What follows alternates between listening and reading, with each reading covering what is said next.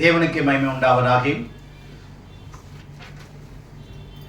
ஆண்டவராகிய இயேசு கிறிஸ்துவையும் பிதாவாகிய தேவனையும் அறிகிற அறிவினாலே கிருபையும் சமாதானமும் உங்களுக்கு பெருகுவதாக.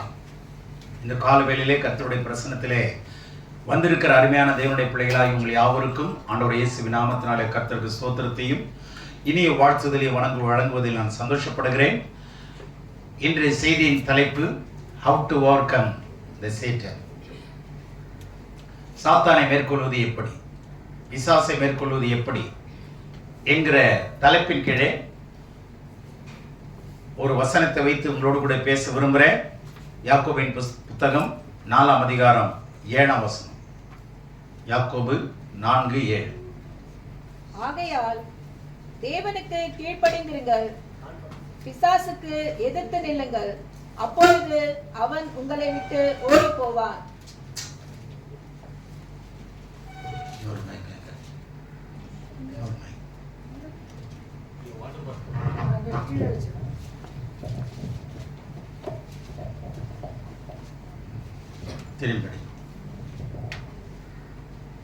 ஆகையால் தேவனுக்கு கீழ்ப்படிந்திருங்கள், பிசாசுக்கு எதிர்த்து நில்லுங்கள், அப்பொழுது அவன் உங்களை விட்டு ஓடி போவான்.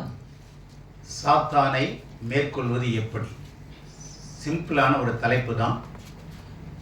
பிசாசை மேற்கொள்வது எப்படி, பிரச்சனைகளை மேற்கொள்வது எப்படி, இவ்வளவுதான். இதுல 3 விஷயத்தை உங்களோடு கூட பகிர்ந்து கொள்ள விரும்புகிறேன். ஆழமான வசனம்.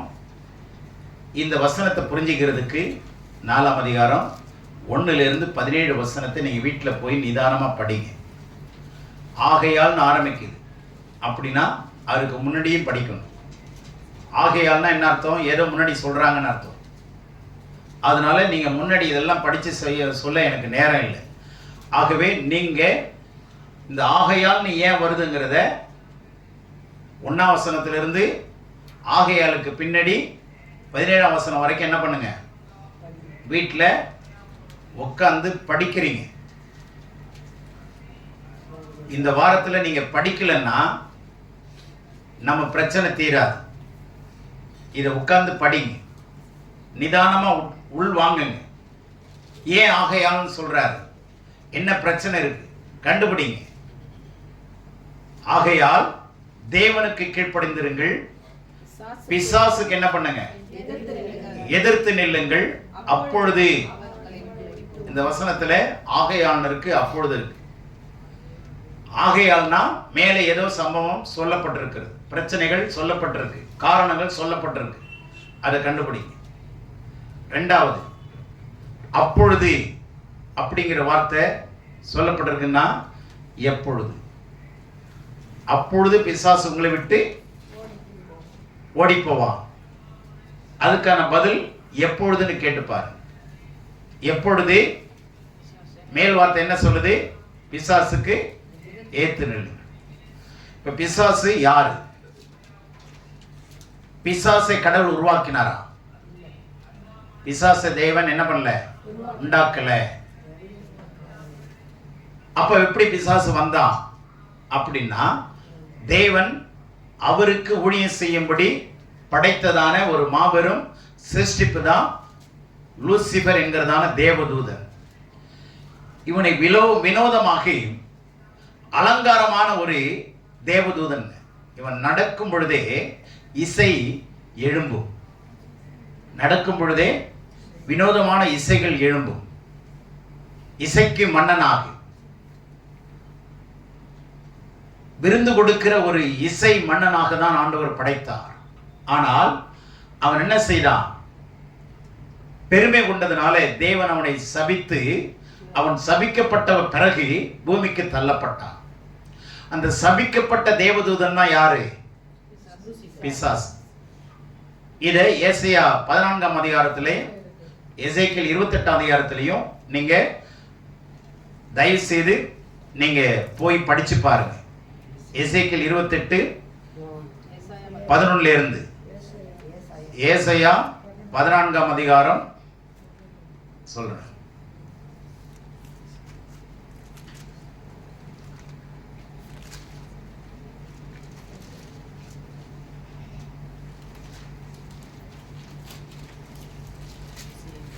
இருந்து இந்த 2 இடத்தையும் படிச்சு பாருங்க. எப்படி அவன் விட தள்ளப்பட்டான் என்பதை நீங்க அறிந்து கொள்ளலாம்.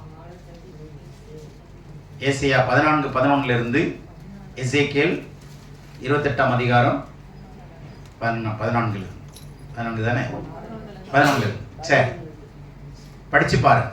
அப்பதான் அவனுடைய சிருஷ்டிப்பின் வரலாறு தெரியும். அவன் எப்படி விடப்பட்டான், எப்படி சபிக்கப்பட்டான், ஏன் சபிக்கப்பட்டான். அப்ப சபிக்கப்பட்ட தேவதூதன் தான் பிசாசு. அவன் என்ன செய்யறான், சபிக்கப்பட்டதுனால அவனுடைய திட்டம் என்னன்னா, எப்படியாவது கடவுளுடைய பிள்ளைகளை சாபத்துக்கு கொண்டு வந்துடணும், அவங்க சபிக்கப்படணும். என்ன தேவன் சபிச்ச மாதிரி அவங்கள எதுக்குள்ள கொண்டு வரணும், இந்த சாபத்துக்குள்ள கொண்டு வரணும், பாவத்துக்குள்ள கொண்டு வரணும், கடவுளுக்கு எதிரான மக்களை மாற்றணும். இதுதான் அவனுடைய திட்டம். சரி, நீங்க நினைக்கலாம், இந்த பிசாசை ஒரே வார்த்தையில் அழிச்சிருக்கலாமா இல்லையா? கடவுள் அழிச்சிருக்கலாமா இல்லையா? ஆனா நம்முடைய தேவன் அழிக்கிறவர் அல்ல, நியாய தீர்ப்பு வரைக்கும் விட்டு வைக்கிறவர். எப்படி பயிர் வளர்ந்த பிற்பாடு கலைய கடைசி என்ன பண்ணுவாங்க, தனியா பிரிச்சு, தானியத்தை தனியா பிரிச்சு அந்த கலையை எரிச்சிருவாங்க. அதுபோலதான் ஆண்டவன் நியாய தீர்ப்புக்கு வச்சிருக்கிறார்.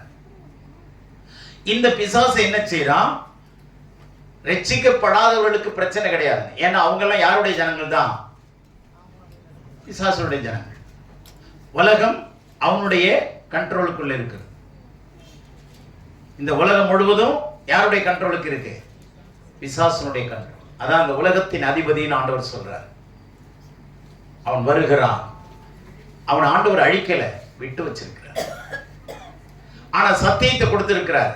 நாம் தான் தேவன், என்னை தவிர வேறு ஒரு தேவன் இல்லை என்பதை அறிந்து கொள்ளும்படி எதை கொடுத்திருக்கிறாரு, சத்தியத்தை கொடுத்திருக்கிறார்.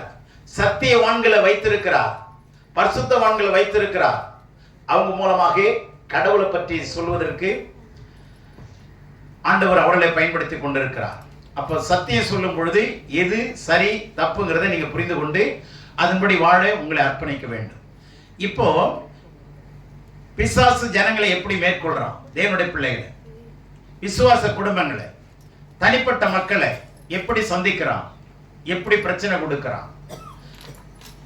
கவனிங்க, என்ன விதமான பிரச்சனையா இருந்தாலும் சரி, மன ரீதியான பிரச்சனைகள், சரீர சார்ந்த பிரச்சனைகள், வேலை சார்ந்த பிரச்சனைகள், குடும்பம் சார்ந்த பிரச்சனைகள், எதுவா இருந்தாலும் சரிங்க, எல்லாத்தையுமே ஆண்டவர் சிலுவையிலே ஜெயிச்சிட்டார். எல்லாத்திலுமே இனிமே நம்ம சந்திக்க போற எவ்வளவு பெரிய பிரச்சனையானாலும் எல்லாவற்றையுமே ஆண்டவராய் இயேசு எதுல ஜெயிச்சிட்டாரு, சிலுவையிலே ஜெயிச்சிட்டாரு. எல்லாம் முடிந்தது என்று சொன்னார். ஜனங்களுக்கு செய்ய வேண்டிய அத்தனை பரிகாரங்களும் நேர்த்தியாக செய்து முடித்திருக்கிறேன் சொல்லிட்டார். ஆனா தந்திரமாய் பிசாசு என்ன செய்வான்னா, தம்முடைய ஜனங்களை பயத்தின் வழியாக, பயத்தின் மூலமாக, சந்தேகத்தின் மூலமாக, பிரச்சனையின் வழியாக, வேதனையின் வழியாக, சோதனை வழியாக ஜனங்களை மேற்கொள்ள அவன் முயற்சிப்பான். பலவிதமான சோதனைகள் உலகத்தில் வரும். ஒவ்வொரு குடும்பத்துக்கும் ஒவ்வொரு பிரச்சனைகள் இருக்கு, ஒவ்வொரு மக்களுக்கும் வித்தியாசமான பிரச்சனைகள் இருக்கதான் செய்யுது. ஆனா இது எப்படி மேற்கொள்றது அப்படிங்கறத எளிமையான வழியிலே யாக்கோபுங்க சொல்லித்தர. பிசாசு சரீரம் இல்லாதவன். பிசாசுக்கு என்ன கிடையாது, சரீரம் கிடையாது. அப்ப அவனை எப்படி இருக்கிறான், ஆவியாய் இருக்கிறான். பிசாசு எப்படி இருக்கிறான், ஆவியாய் இருக்கிறான். அவனுக்கும் உருவம் கிடையாது. இந்த பக்கம் தேவன், அவருக்கு என்ன கிடையாது, உருவம் கிடையாது. அவரும் ஆவியாய் இருக்கிறார், பிசாசும் ஆவியாய் இருக்கிறான். இவன் பாவத்திற்கு வழி நடத்தும்படி பாவத்தினுடைய அதிபதியாய் இருக்கிறான். இவர் பரிசுத்தம் இல்லாத மகா பரிசுத்தமான தேவன், பரிசுத்தத்துக்கு வழி நடத்தும்படி ஆண்டவர் இந்த பக்கம் இருக்கிறார். ஆமென். இது ஒரு கவர்மெண்ட், இது தீய சக்தி, இது தூய சக்தி. விளங்குச்சா? இது என்ன சக்தி? தீய சக்தி. இது தூய சக்தி. இந்த தூய்மையான தேவன் ஜனங்களை தூய்மைப்படுத்தும்படி, பரிசுத்தப்படுத்தும்படி, அவருடைய சாயலை போல நம்மை மாற்றும்படி, அவரும் தூய்மை உள்ளவர், அவருடைய கவர்மெண்ட் தூய்மை உள்ளது, அவர் ஜனங்களையும் தூய்மைப்படுத்துகிறவர். அல்லேலூயா. எவ்வளவேனும் இவரிடத்தில் பாவம் இல்லை.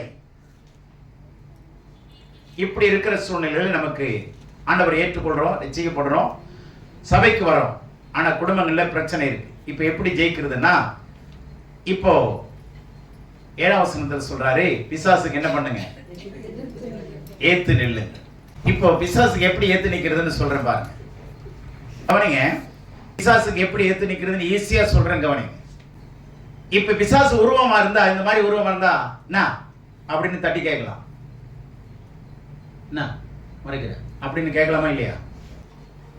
சரிங்களா? உருவமே இல்லையே, அப்ப எப்படி ஏத்து நிக்கிறது? இதெல்லாம் ஆவியின் உலகத்துல தான் ஆண்டவரும் இருக்கிறார், ஆவியின் உலகத்துல தான் பிசாசுடைய ராஜ்யமும் இருக்கிறது. அப்ப நல்லா கவனிங்க, இங்க யாக்கோபு சொல்லுகிறார், பிசாசுக்கு ஏத்து நில்லுங்கள்னு. பிசாசுக்கு எப்படி ஏத்து நிக்கிறதுன்னு வேற சொல்லுது. எபேசியர்ல வேற மாதிரி சொல்றாரு. அதாவது ரத்தின சுருக்கமா சொல்றாரு, தேவனுக்கு கீழ்ப்படி.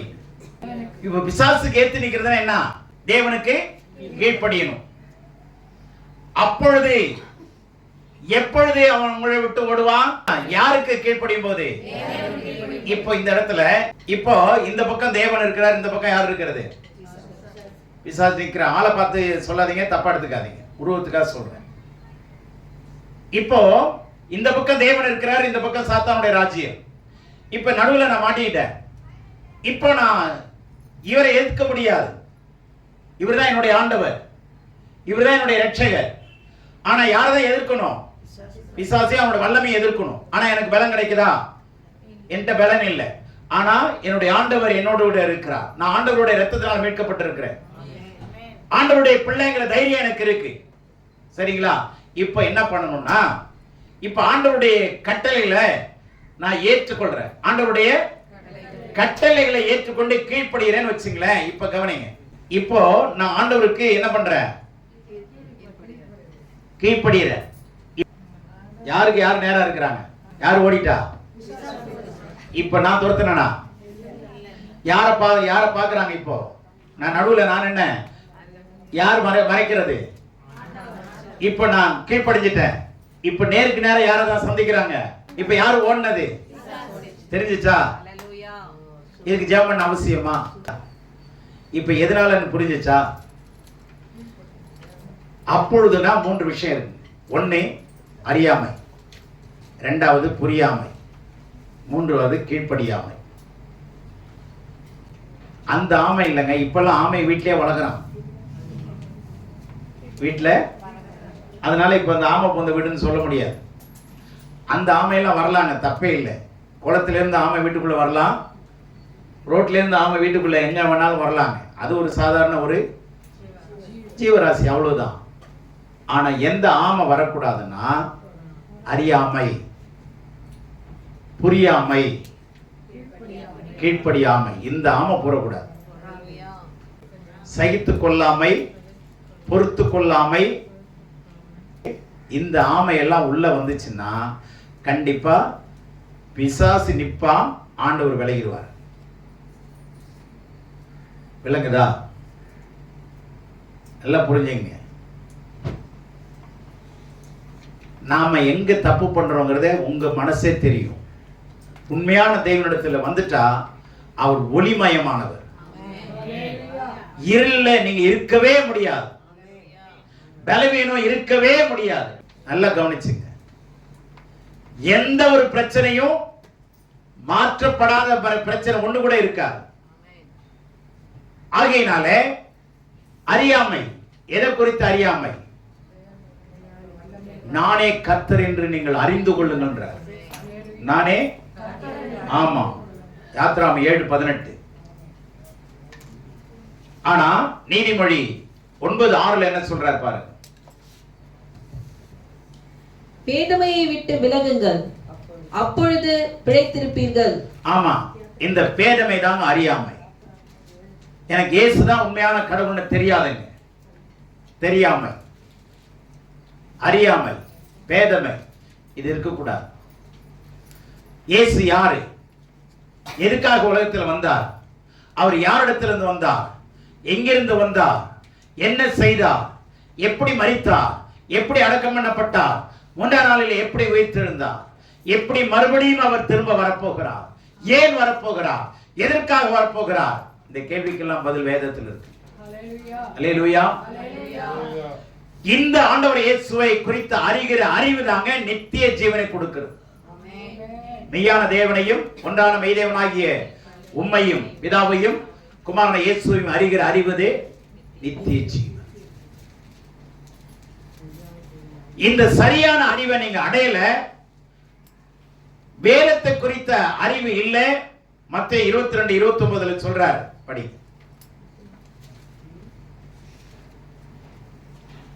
மத்தேயு 22:29. இயேசு அவர்களுக்கு பிரதியுத்தரமாக பதில் கொடுத்தது என்னவென்றால், நீங்கள் வேத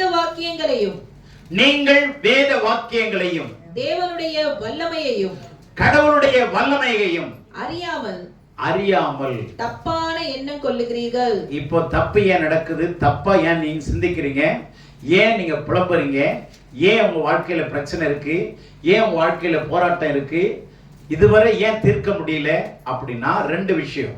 ஒண்ணே, வேத வாக்கியங்களை அறியல, சரியான அறிவு கிடையாது. நான் என்ன சவாலை சொல்றேன், எந்த வேதத்தையும் படிங்க, எங்க வந்துதான் நிக்கணும் தெரியுமா? பரிசுத்த வேதாகமத்திட்ட வந்து தாங்க நிக்கணும்.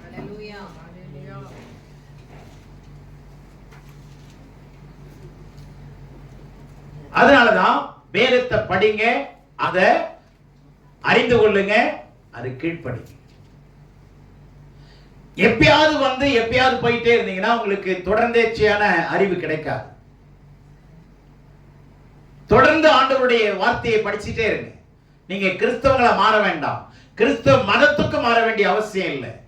நீங்க தொடர்ந்து ஆண்டவருடைய வார்த்தையை கேட்டுக்கிட்டே இருங்க. இந்த வார்த்தை உங்களை என்ன செய்யும்? உருவாக்கும். உடைக்க வேண்டியதை உடைத்து உங்களை ஓவியமாக மாற்றும். ஒரு பெரிய பாறாங்கல்லை எடுத்துட்டு வரான். அந்த கல்லு மேல உட்கார்ந்து ஒரு சுத்திய ஒளியை வச்சு என்ன செய்யறான்? சிற்பி செதுக்குறாங்க. எதை செதுக்குறான் தெரியுமா? தேவையில்லாத செதுக்குறான், தேவையில்லாத பகுதிகளை செதுக்குறான். தேவையான உருவம் வந்துருதுங்க. ஆண்டவருடைய கரங்களிலே நாம் செதுக்கப்படும்படி ஒப்பு கொடுக்கும். ஆண்டவருடைய கரங்களில் எதையெல்லாம் நான் செதுக்கப்படணும்னு விரும்புற ஆண்டவரே, அதெல்லாம் நீங்க விரும்புறீங்க, அதெல்லாம் செதுக்கிறீங்க. அப்ப செதுக்கினா எப்படி மாறுவோம்? ஒரு அழகான சிற்பமாக. அற்பமான கல்லை எடுத்து தேவையில்லாத வெட்டி எடுத்தா அற்புதமான சிற்பமாக நாம் காணப்படுவோம். அல்லேலூயா. ஆகவே அறியாமை விட்டு விலகுங்கள், அப்பொழுது நீங்கள் வாழ்வீர்கள், பிழைப்பீர்கள் அல்ல. வேத வாக்கியங்களை குறித்த அறிவு. அதனாலதான் பவுல் சொல்றாரு தீமோத்தேயுவுக்கு, வேத வாக்கியத்தை பகுத்து ஆராய்ந்து அறியக்கூடியவனாய் இரு. Have right understanding regarding the word of God. Right understanding, சரியான அறிவுடையவனாய் இரு. இந்த வசனம் ஏன் சொல்லுது? எதுக்கு சொல்லுது அப்படின்னு சொன்னா, மேலே இருக்கிற 6 வசனத்துக்கும் 7ஆம் வசனத்திலிருந்து 8ல இருந்து 17 வசனத்துக்கு நடுவுல இந்த வசனம் இருக்கு. அப்போ மேலையும் படிச்சு பாருங்க, கீழையும் படிச்சு பாருங்க, நமக்கு தெளிவான அறிவு கிடைக்கும். அறியாமை இருந்தா அது பெரிய இருளுங்க. இரண்டாவது, அறியாமை என்பது அது குற்றம், கிரைம்னு சொல்லுது. நம்முடைய ஈபிகோ சட்டம் இருக்குல்ல,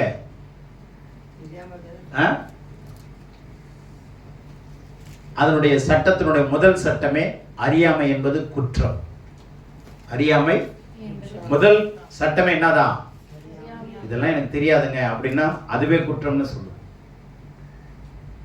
கிரிமினல் அஃபென்ஸ். அப்போ கடவுளுடைய விஷயத்துல நீங்க அறியாம, நான் நிறைய தடவை சொல்றேன், வேதத்தை நேசிங்க, படிங்க படிங்க படிங்க. ஆனா வேதத்தை படிக்காம ஜெபம் பண்ணிட்டு இருந்தீங்கன்னா அது அருவருப்பு. நீதிபதி 28:9 சொல்லுது, வேதத்தை கேளாதபடி தன் செவியை விளக்குறவனுடைய ஜெபமும் அருவருப்பான். அப்ப வேதத்தை படிக்காம, வேதத்தை படிச்சு புரிஞ்சிக்காம இந்த வேத விலங்கலன்னா, நல்ல கவனிங்க, இந்த வேத வாக்கியங்கள் விலங்கலன்னா உங்க வாழ்க்கை விளங்காது.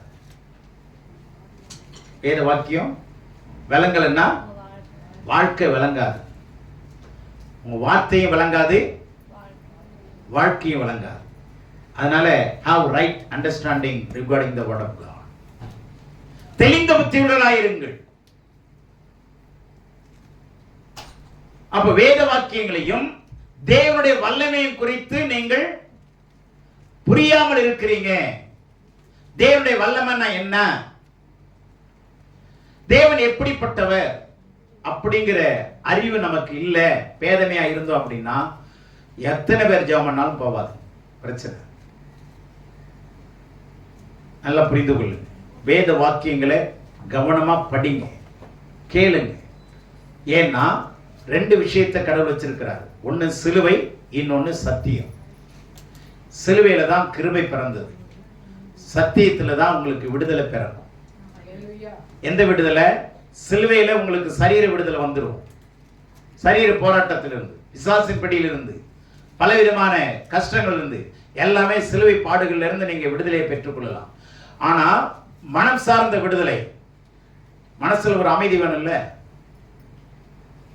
சந்தோஷம் வேணும்ல, வாழ்க்கையில பரிசுத்தம் வேணும்ல, அதெல்லாம் சத்தியத்தில் தான் வச்சிருக்கிறார். பரிசுத்தத்தை எதில் வச்சிருக்கிறாரு? எல்லாம் கவனிங்க. கணவன் மனைவிங்கிற ஒரு பந்தத்துல மனைவி கணவனுக்கு செய்கிற அன்றாடம் செய்கிற கடமைகள் இருக்குல்ல, மனைவியானவள் கணவனுக்கு செய்கிற அன்றாட கடமைகள் இருக்குல்ல, அதுதாங்க நீதி. ஆனா அந்த கணவனுக்கு உண்மையா துரோகம் பண்ணாம வாழ்றாங்க பாத்தீங்களா, அதுதாங்க பரிசுத்தம். புரிஞ்சா புரியலையா? கணவனுக்கு துரோகம் பண்ணாம உண்மையா வாழ்றாங்கல்ல, அதுதான் பரிசுத்தம். சரி, இது ஒரே நாள்ல இந்த பரிசுத்தம் வந்துருமா?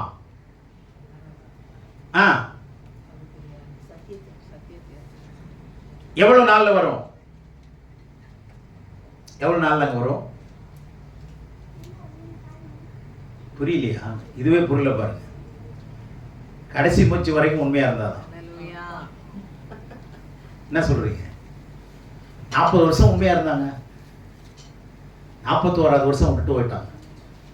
இதுக்கு பேரு பரிசுத்தமா? அப்ப என்னதான் அர்த்தம்? கடைசி மூச்சு வரைக்கும் உண்மையா இருக்கும். அதானே அதானே அர்த்தம், அதானே விளக்கம். பாதியில விட்டுறது இல்லைல்ல. அப்போ நல்லா சொல்றேன், கவனிங்க. நீதியே நீங்க கடமையே இன்ஸ்டன்டா வந்துருது, அன்னைக்கு கடமையை செஞ்சிடறோம், அது இன்ஸ்டன்ட். ஆனா பரிசுத்தம் அடைதல்ங்கிறது gradual, day to day process. Daily உண்மையா இருக்கும், வார்த்தையில, பேச்சில, அன்பில, ஆவில, விசுவாசத்துல, கற்பில, நடக்கையில, பார்வையில, நோக்கத்துல, எல்லாத்திலையும் எப்படி இருக்கணும்? குடும்பத்துக்கும், சமுதாயத்துக்கும், தேசத்துக்கும், சபைக்கும், தேவனுக்கும் எப்படி இருக்கணும்? உண்மையா இருந்துட்டே இருந்தோம்னா நம்ம பரிசுத்தம் அடைஞ்சிட்டே இருக்கலாம். பரிசுத்தத்துல இன்னும் பரிசுத்தம் அடையலாம். வேதம் சொல்லுதா? அப்ப சத்தியம் இல்லாம, சத்தியமா சொல்றேன், பரிசுத்தம் அடைய முடியாது. விளங்குதா? ஆகவே தேவனுக்கு கீழ்ப்படிந்திருங்கன்னா முதல்ல அறியாமை விட்டு வெளியே வரும். அறியாமைங்கிறது ஒரு பெரிய திக்கஸ்ட் டார்க்னஸ். திக்கஸ்ட் டார்க்னஸ், மிகப்பெரிய இருளுங்க. அதை கண்ணை கட்டி வச்சிரும். எங்க போறோம், என்ன செய்யறோம் தெரியாது. பய உணர்வு வரும், தீய உணர்வு வரும். நம்ம என்ன நடக்குதுன்னு தெரியாது, நம்ம சுற்றி என்ன இருக்குதுன்னு தெரியாது. அதனால ஆண்டவர் சொல்றாரு, உலகத்தில் வந்த எந்த மனுஷனையும் பிரகாசிப்பிக்கிற மெய்யான ஒளி நான் தான். அல்லேலூயா. ஆகவே அறியாமையாகிய இருளை விட்டு என்ன பண்ணுங்க? வெளியே வாங்க, வேதத்தை படிங்க. கண்ணு தெரியாத தேவ மனுஷங்க, கண்ணு தெரியாது. அவர் மெசேஜை விட்டா 1 மணி நேரம் பேசுவார். இப்போ சொன்ன மாதிரி மத்திய 5ஆம் அதிகாரம் 8ஆம் வசனம் படி, மார்க் 8ஆம் அதிகாரம் 10ஆம் வசனம் படி சொல்லிகிட்டே இருப்பார். நான் சின்ன வயசில் கேட்டேன், உங்களுக்கு தான் கண்ணே தெரியலையே, ஏமாத்துறீங்களா ஐயான்னு கேட்டேன். ஏன் தம்பி அப்படி கேட்டேன்ட்டாரு. எப்படி வசனம் சொல்கிறீங்க, அப்போ ஏமாத்து தானே படிக்கிறீங்கன்னு. என் கண்ணை பாருன்னு கண்ணாடியை திறந்து காட்டினார். 2 கண்ணும் வெள்ளையாக இருந்தது, 2 கண்ணுமே வெள்ளை, உள்ளே வேற போயிருந்தது. அப்போ தான் தெரியுது இவர் உண்மையிலேயே கண்ணு தெரியல, நான் ஏமாத்துறாருன்னு நினச்சிக்கிட்டு இருந்தேன். அப்போ அவரை கேட்டேன், எப்படி வசனம்லாம் அப்படி சொல்கிறீங்களே. இல்லை தம்பி, என் மனைவியை உட்கார வச்சு நான் படிக்க சொல்லி கேட்டுக்கிட்டே இருப்பேன். அல்லது வேற யாராவது பிள்ளைங்க வந்து கிடைச்சாங்கன்னா அவங்களுக்கு ஒரு சாக்லேட்டை வாங்கி கொடுத்து ஒரு 1/2 மணி நேரம் படின்னு சொல்லி கேட்டுக்கிட்டே இருப்பேன். அப்போ கேட்கும்போது அந்த வசனம் எத்தனாவது வசனம் எத்தனாவது அதிகாரம்னு கேட்டுக்குவேன், அதை உள்வாங்கிக்குவேன்.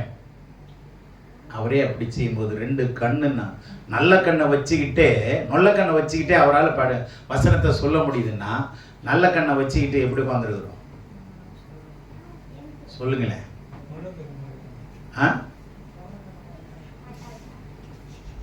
இது எந்த வகையில் நியாயம்னு பாருங்க. இப்ப கடவுள் கணக்கு சொல்லணுமா இல்லையா? சொல்லணுங்க, தப்பிக்க முடியாது. அறியாமை விட்டு வெளியே வாங்க. 2வது புரியாமை. 1 கொரிந்தியர் 14:8. முதல்ல அறியணும், 2வது அது என்னன்னு புரிஞ்சுக்கணும். இப்போ ஒரு மிக்ஸி வாங்குறீங்க, இது எப்படிங்க ஆப்ரேட் பண்றதுன்னு டெமோ பண்ணி காமிக்கிறாங்கல்ல. ஒரு ஃப்ரிட்ஜ் வாங்குறீங்க, ஒரு டிவி வாங்குறீங்க, டெமோ பண்ணி காமிக்கிறாங்களா இப்படி தான் ஆப்ரேட் பண்ணணும்னு. அப்போ புரிஞ்சுக்கிறோம்ல. எலக்ட்ரானிக் ஐட்டம் எல்லாமே புரிஞ்சுதானே வேலை செய்கிறோம். அது நம்ம எலக்ட்ரானிக் படிச்சுட்டு வந்திருக்கோமா? இல்ல. ஆனாலும் எலக்ட்ரானிக் காம்பனன்ட் எல்லாம் புரியுது இல்ல, ஆப்ரேட் பண்றமா இல்லையா? பேசுங்க. ஆப்ரேட் பண்றமா இல்லையா? அப்ப கத்துக்கிறோம்ல. அப்ப இதை மாத்திரம் என்ன பண்றது இல்ல, ஒத்துக்கிறது இல்லை. கத்துக்கிறது இல்லை, ஒத்துக்கிறது இல்லை, ஏத்துக்கிறது இல்லை. ஆனா கடவுள்கிட்ட ஜெபம் பண்ணணும், அவர் உடனே கேட்கணும். எப்படிங்க நியாயம்? படிப்பு. அந்தபடி எக்காலமும் விளங்காத சத்தமிட்டால் எவன் யுத்தத்திற்கு ஆயத்தம் பண்ணுவான்? இப்போ ஒரு எக்காலம் ஊதுறான், அது விளங்கல. அதாவது எப்படி ஊதுவாங்கன்னா, சுகமடைகிறதுக்குன்னு ஆசாரியர்கள் எக்காலம் ஊதுவாங்க. அது ஒரு விதமான எக்காலம். அந்த எக்கால சத்தம் கேட்டாவே சுகம் அடைஞ்சிருவாங்க. அடுத்தது யுத்தத்துக்கு வா அப்படின்னு சொல்லி ஊதும் போது அந்த சவுண்ட் வித்தியாசமா இருக்கும். இது வந்து யுத்தத்துக்கு கூப்பிடுறாங்க அப்படிங்கறத தெரிந்து கொள்வாங்க. இன்னொன்னு ஆலயத்துக்கு கூப்பிடுவாங்க, அதுக்கு எக்காலம் ஊதுவாங்க. ட்ரம்பட் மாதிரி வச்சுங்களேன், ஊதுவாங்க. அப்ப அந்த சத்தத்தை கேட்டு என்ன பண்ணுவாங்க? ஆலயத்துக்கு வருவாங்க. புரிஞ்சா? இந்த சத்தம் புரியலன்னு வச்சுங்க, எதுக்கு ஊதுறானே தெரியாது. சாவுக்கு ஊதுறானா? இப்ப நம்மால சாவுக்கும் ஒரே அடி அடிப்பான், வாழ்வுக்கும் ஒரே அடி அடிப்பான், தெரியுமா உங்களுக்கு? இங்க அதுதான் சொல்றாரு, எக்கால சத்தம் ஊதும் போது விலங்கலன்னா அவன் எப்படி ஆயத்தமாவான்? விலங்கலன்னா என்ன பண்ண முடியாது. தேவனுடைய பிள்ளைகளை நம்ம விளங்காத மக்களா இருக்கக்கூடாது. எங்க போனாலும் விளங்கணும். சொல்லுங்க. ஆமா, எங்க போனாலும் நம்ம மூஞ்சி விளங்கணும். என்ன சொல்லுவாங்க? விடியா மூஞ்சி வந்துக்குது பாரு, இதை வச்சு என் பையனை கல்யாணம் பண்ணி கொடுத்தேன் பாரு, இவனை வந்து இப்படி எல்லாம் பண்ண பாரு, விடியா மூஞ்சி அப்படின்னு சொல்லுவாங்கல்ல. நம்ம மூஞ்சி விடியணுங்க. தேவனுடைய பிள்ளைகளே, ராத்திரி பகல் விடிஞ்சு வந்துடும், மாறி மாறி விடியும். ஆனா நம்ம முகம் என்ன ஆகணும்? விடியணும். அல்லேலூயா. தயவுசெய்து கவனிங்க. இந்த வசனம் உங்களுக்கு புரியலன்னா நீங்க எப்படி ஆயத்தமாவீங்க? கடவுளுடைய சத்தம் உங்களுக்கு புரியலன்னா எப்படி நீங்க விளங்குவீங்க? எதை நீங்க செய்வீங்க?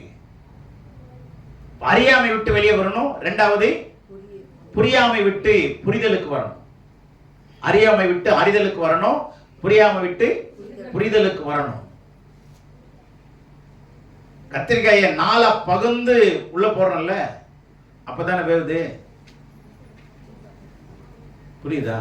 அது மாதிரி நம்மளை கடவுள்கிட்ட பகுந்து எங்களை வெட்டி தேவையில்லாதெல்லாம் போடுங்க ஆண்டவரேன்னு கேளு. அப்ப அழகான ஒரு சிற்பமாய் தேவன் நம்மை உருவாக்குவார். அல்லேலூயா. அதனால புரியாம நமக்கு ஒரு பெரிய அது பிரச்சனைங்க. கடவுளுடைய வசனத்தை புரியல, எனக்கு நேரம் இல்லைன்னு மாத்திரம் சொல்லாதீங்க. அப்படின்னா என்ன செய்யணும் தெரியுமா? நேரம் இல்லைன்னு சொல்றவங்களுக்கு சொல்றேன், நீங்க ஏமாத்துறீங்க. வேலைக்கு நேரம் இருக்கு, சாப்பாடு செய்ய நேரம் இருக்கு, ஆனா இன்னைய ஆராதனைக்கு நேத்தே ஜெபம் இருக்க மாட்டோம், நேரம் இல்லை. இப்போ ஆண்டவர் என்ன சொல்றாரு? உன்னுடைய ஆபத்து காலத்துல நான் ஆகடியம் பண்ணுவேன்றார். கொடுமையான வார்த்தைங்க அது. நீதிமொழியில ரொம்ப அழகா ரொம்ப ரொம்ப வலியுறுத்தி சொல்றாரு, நீ ஆபத்து நாள்ல இருக்கும்போது நான் உன்னை என்ன பார்த்து என்ன பண்ணுவேன்? தயவுசெய்து நல்லா புரிந்து கொள்ளுங்க. புரியலன்னா புரியறதுக்கு வழியை நீங்க ஏற்படுத்திக் கொள்ளுங்க. உங்களுக்கு நான் சொல்லித்தரேன். போன்ல கேளுங்க, நேரா கேளுங்க, சபையில கேளுங்க, எப்ப இருக்கு கேளுங்க, சொல்லித்தரேன். கையில கொடுத்திருக்கிற வேதமே புரியலன்னா கடவுள் எப்படிங்க புரிவாரு? அவர் எழுதி கொடுத்த லெட்டர் புரியலன்னா அந்த அவர் கொடுத்த மனுஷனை பத்தி எப்படி புரிஞ்சுக்க போறோம்? நீங்க கொடுத்ததை படிச்சிட்டீங்கன்னா அவர் நல்லவரா கெட்டவரான்னு தெரிஞ்சிடலாம். புரியுதா உங்களுக்கு?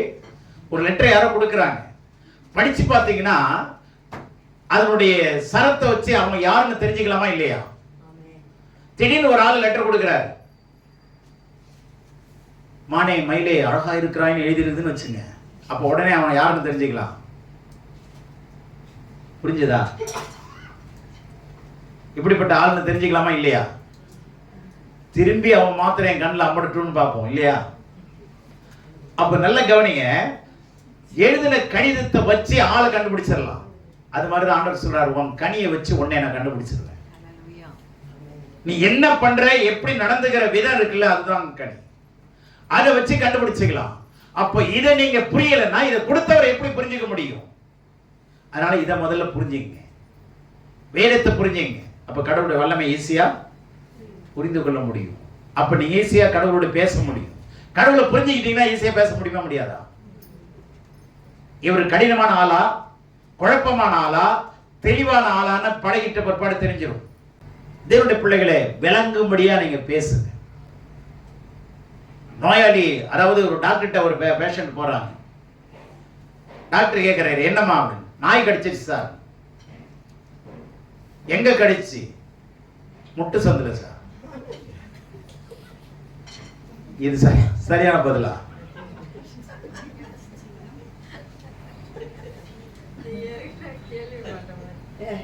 கேட்ட கேள்விக்கு பதில் சொல்ல தெரியல பாத்தீங்களா?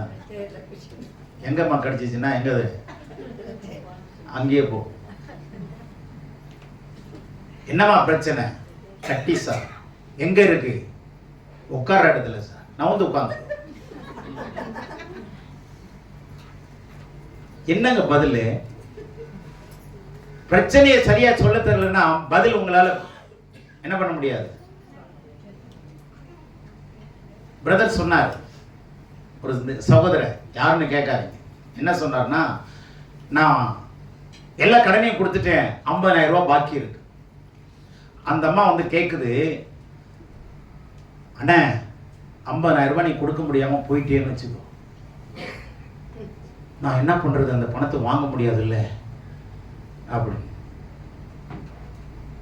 அந்த அம்மாவுக்கு இந்த 50,000 ரூபாய் வாங்கணும், அதுக்கு என்ன பண்றது, எழுதி கொடுக்குறியான்னு கேட்கறதுக்கு, நீ போயிட்டீன்னா என்ன பண்றதுன்னு கேட்குது. அவர் என்கிட்ட சொன்னார். நான் என்ன சொன்னேன், இந்த பணத்தை வாங்காம நீ போயிட்டீன்னா என்ன பண்றது? இதை கேளுங்க, இப்படி கேளுங்க. நான் நீ என்ன கேட்டல்ல, இப்ப நான் சொன்னது புரிஞ்சா? ஒருத்தர் உயிரோடு இருக்கும்போது நீ போயிட்டியான்னு கேட்கலாமா? நீ போயிட்டீன்னா நான் என்ன பண்றதுன்னா, நான் என்ன சொன்னேன், என்னை கேட்டார், நீங்க என்ன சொல்லுவீங்க? நான் சொன்னேன், நீ போயிட்டீன்னா அப்ப என்ன பண்ணுவேன், யார்கிட்ட கொடுப்பேன், நீ எழுதி கொடுங்க. கேட்கிற கேள்வி சரியா இருக்கணுங்க, யாரையுமே புண்படுத்தக்கூடாது. பண்பட்ட நிலைமையில நம்ம பேசணும். ஆமென். அல்லேலூயா. கடவுள்கிட்ட பேசும்போது கூட இந்த வசனத்தின்படி பேசுறீங்கன்னா பிரச்சனையே வராது. உங்க மனசுல இருக்கிற விசனத்தின்படி பேசுறீங்கன்னா ஆண்டவர் அந்த ஜெபத்தை ஏத்துக்க மாட்டார். அதனாலதான் சத்தியத்தை புரிந்து கொள்ளுங்க. வசனத்தை புரியலன்னா உங்க வாழ்க்கை புரியாது, வாழ்க்கை புரியவே புரியாது. அதனாலதான் கையில இருக்கிற வசனங்களை புரிந்து படிங்க, புரிஞ்சு கொள்ளுங்கன்னு சொல்றது. ஆகவே தயவு செய்து 2வது ஆமை என்னது? புரியாமை. விளங்குதா? புரியணுங்க. வசனம் புரிஞ்சிச்சுன்னா உங்க வாழ்க்கை புரிஞ்சிடும். சொல்லுங்க, எதுக்காக வாழ்றேன், ஏன் வாழ்றேன், எந்த நோக்கத்துக்காக வாழணும் அப்படிங்கிறது தெளிவா நீங்க அடைஞ்சிடலாம். இல்லைன்னா குழப்பமாவே இருக்கும். ஆகவே மூன்றாவது கீழ்ப்படியாமை. இது மிகப்பெரிய பிரச்சனைங்க. வீட்டிலையும் கீழ்ப்படியல அப்படின்னா அவன் கண்டிப்பா வேலையிலையும் கீழ்ப்படிய மாட்டான், சமுதாயத்திலையும் கீழ்ப்படிய மாட்டான், எங்கேயுமே உருப்பிட மாட்டான், நமக்கு தெரிஞ்சிடும். அதனால அந்த வேதம் சொல்லுது, 1 சாமுவேல் 5:22 படிங்க. அதற்கு சாமுவேல் ஆகிய தீர்க்கதரிசி தேவ மனுஷன் சொல்றான், கர்த்தருடைய சத்தத்திற்கு கீழ்ப்படிகிறதை பார்க்கிலும், கர்த்தருடைய சத்தத்துக்கு கீழ்ப்படிகிறதை பார்க்கிலும், சர்வாங்க தகனங்களும் பலிகளும் கர்த்தருக்கு பிரியமாயிருக்குமோ, ஆண்டவருக்கு பிரியமாயிருக்குமோ, பலியை பார்க்கிலும். நீங்க கொடுக்கிற பலிகள் ஆடையோ மாடையோ அல்லது ஒட்டகத்தையோ எதையோ பலி செலுத்துறீங்க. பலி செலுத்தி ரத்தத்தை சிந்த விடுறீங்க பாவ பரிகாரத்துக்கு. அந்த பலிகளை பார்க்கிலும் கீழ்ப்படிதலும் ஆட்டுக்கடாக்களின் நினத்தை பார்க்கிலும் செவி கொடுத்தலும் உத்தமம். கவனிங்க, செவி கொடுத்தலும் கீழ்ப்படிதலும் உத்தமம். செவி கொடுக்கிறது என்ன? கேட்கிறது, காதால கேட்கிறது, வாயால கேட்கிறது இல்ல. ஆமா, காதால கேட்கிறது, by hearing.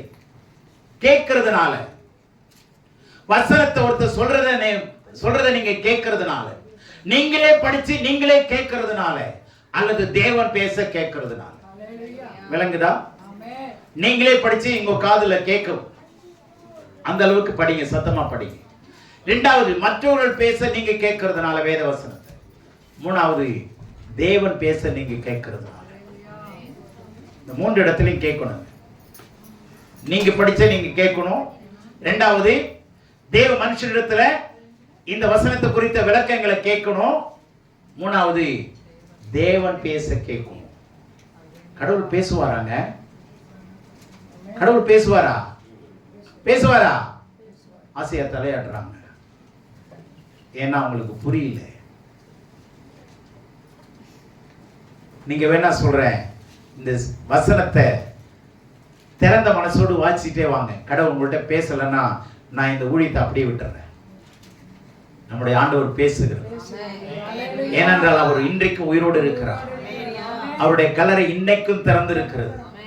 உலகம் சொல்லிட்டு இருக்கு. நீங்க கிட்ட போனீங்கன்னா உள்ள ஒரு சத்தம் கேட்க, என்ன தெரியுமா? அவர் இங்கே இல்லை, நீங்கள் தேடுகிற இயேசு அவர் இங்கே இல்லை, மெய்யாகவே உயிர்த்தெழுந்தார். நீங்கள் தேடி வந்த இயேசு இங்கே இல்லை, அவர் மெய்யாகவே சொன்னபடியே உயிர்த்தெழுந்தார்னு இருக்கும். ஒரு போர்டு போட்டுரும். விளங்குதா? அந்த கல்லறை சொல்லுது, தெரியாம இங்க தேடி வந்துட்ட, அவர் எப்பவோ உயிர்த்தெழுந்துட்டார். இன்னைக்கு ஜனங்க கடவுளை தேடி போறாங்க, ஆனா கடவுளுடைய அட்ரஸ் தெரியுமா? தெரியாது. அதனாலதான் கடவுள் சொல்றாரு, என் அட்ரஸ் உன்னால புரிஞ்சுக்க முடியாது, அதனால நான் உன் அட்ரஸை தேடி நான் வர்றேன். உங்க தெருவில் நீங்க எங்க இருக்க எனக்கு தெரியும், ஏன்னா நான் தான் உன்னை சிருஷ்டித்தேன். என்ன தவிர வேற தேவன் இல்லை. I know your address, I know your understanding, I know your identity. உன்னுடைய அடையாளம்லாம் எனக்கு தெரியும், படிச்சவருக்கு தெரியும். அல்லேலூயா. அதனால தான் உன்னை தேடி வந்தேன், உன் கூட பேச போறேன். சமரியஸ்தர்கிட்ட சொல்றாரு, அந்த இயேசு யாருங்க அப்படின்னு கேட்கும்போது அவர் சொல்றாரு, உங்களோட பேசுகிறவரே அவர். உன்னோட பேசுகிறவரே பேசுவாருங்க. என்னோட பலமுறை பேசியிருக்கிறார். இங்க உட்கார்ந்து இருக்கிறவங்களோட பலமுறை பேசியிருக்கிறார். புரிந்து கொள்ளுங்க. அவருக்கு செவி கொடுத்து கீழ்ப்படி. அவருக்கு 3 விதமா செவி கொடுக்கணும்னு சொன்னேன். ஒண்ணு, நீங்க சத்தமா படிச்சு கேட்கணும். ரெண்டாவது, சொல்லி கொடுக்கிறவங்கள்ட்ட அவங்க சொல்றதை கேட்கணும். சொல்லி கொடுக்கிறவங்கள்ட்ட வாத்தியார்ட்ட போகணுமா இல்லையா? பிள்ளைங்களை எங்க அனுப்புறோம்? என்னதான் நம்ம நிறைய படிச்சிருந்தாலும் யார்கிட்ட தான் அனுப்புறோம்? அது ஒரு சட்டம் இருக்கு. சரியா? நீங்க ஹைலி குவாலிஃபைடா இருக்கலாம், நீங்களே எல்லா பாடத்தையும் சொல்லி தரலாம், ஆனா நீங்க கொடுக்குற சர்டிஃபிகேட் கவர்மெண்ட் ஏத்துக்காது. சரிங்களா? ரெஜிஸ்டர்டு ஸ்கூல்ல இருந்தா சர்டிஃபிகேட் கொடுக்கணும். அதுக்கு தான் நம்ம அனுப்புறோம் இல்லையா? அப்போ வாத்தியார் சொல்லி கொடுக்க கேட்கணும். தேவனுடைய ஊழியக்காரர் சொல்லி கொடுக்கறதை கேட்கணும்.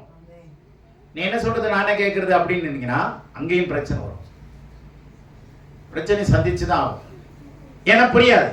புரியலன்னா ஏதாவது கையை விட்டுருவோம். தேவனுடைய பிள்ளைகளை நல்லா கவனிங்க, எங்கெங்க சிக்கல் வருது பாருங்க. கடவுளுடைய கட்டளை கீழ்ப்படிங்க. அப்போ நாம் என்ன செய்வோம்? ஆசீர்வாதமாயிருக்கும். கீழ்ப்படியுங்கள், அப்பொழுது அவன் உங்களை விட்டு சொல்லுங்க எப்பொழுது ஓடுவான்? அப்பொழுது ஓடுவான். எது முக்கியம்? கடவுளுக்கு கீழ்ப்படிங்க. 1000 பலியை செலுத்துறதை விட 1000 ரூபாய் காணிக்க போறதை விட நீங்க கீழ்ப்படிங்க. காணிக்க போட்டுட்டேன் கர்த்தருடைய விடுதலை பார்க்கணும், உள்ளத்துக்குள்ள பராம வச்சுக்கிட்டு, உள்ளத்துக்குள்ள கபடை வச்சுக்கிட்டு, சூதை வச்சுக்கிட்டு, இவனை பார்க்கறது அவனை பார்க்கறது, அவனை முறைக்கிறது இவனை முறைக்கிறது, இவெல்லாம் நல்லவனா இவனா கேவலமானவன், இவெல்லாம் வந்து சர்ச்சுக்கு வரான், இவெல்லாம் இப்படியெல்லாம் உட்காந்துக்கிட்டு இங்கே பார்க்கறது, மதிக்கிறது, மதிக்காம போறது, இதெல்லாம் வச்சுக்கிட்டு காணிக்க போடுறதை விட சும்மா இருக்கிறது மேல். திறந்த மனசோட இருங்க. அவன் அல்லேலூயா. அதனாலதான் மேல் பகுதியும் கீழ்ப்பகுதியும் படிக்கன்னு சொல்றேன். அப்பொழுது உங்களை விட்டு ஓடி போவான். எப்படி ஓடுவான்? ஒரு வழியா வந்தா, ஆனா அதை வாங்கி கொண்டாந்து வீட்டுல விலை கொடுத்து வாங்கி கொண்டாந்து வீட்டுல வச்சுக்கிட்டு என்ன பண்ணிட்டு இருக்கிறது? பூஜை பண்ணிட்டு இருக்கிறது. அப்புறம் அது போகணும்னா ஜெபம் பண்ண நான் என்ன பண்றது? தேவனுடைய கட்டளை கீழ்ப்படிங்க. ஐக்கியத்துல ஒழுங்கா வாங்க. இதுல சரியா ஃபிட் ஆகுங்க. சபையினுடைய ஐக்கியத்துல சரியா ஃபிட் ஆச்சுன்னா, இப்ப அந்த கேப் இருக்கு பாருங்க. இப்ப பாருங்க கேப் இருக்காது. கீழ்ப்படியலன்னா எல்லாமே போயிடுங்க.